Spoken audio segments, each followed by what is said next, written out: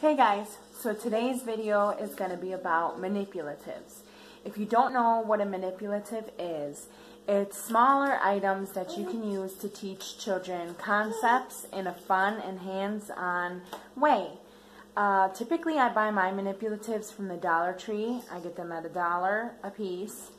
And it just makes the learning funner for children. You can use them to teach literacy concepts as well as math concepts. Alright, let's see.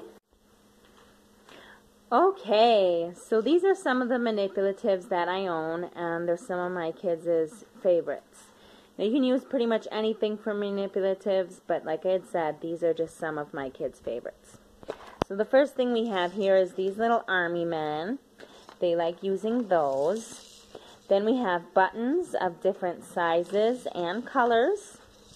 I have these little foam blocks. They're just little foam squishy pieces. And this is one of my kids' favorites, actually. They all really like that.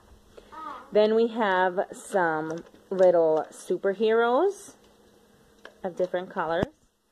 I dried out some pumpkin seeds, and we used the pumpkin seeds. I have these little beads or pebbles, dried noodles, different erasers, and there's all sorts. These ones are superheroes, but there's all sorts. They got princesses and animals and all sorts of different things. Then we have dinosaurs, and my kids really like these dinosaurs as well. And then I have here some recycled bottle caps that come off of the waters and the milks we drink. Now, as you can see, I contain everything in either containers or in Ziploc bags. Everything except for the superheroes and the bottle caps I got from the Dollar Tree, including the containers.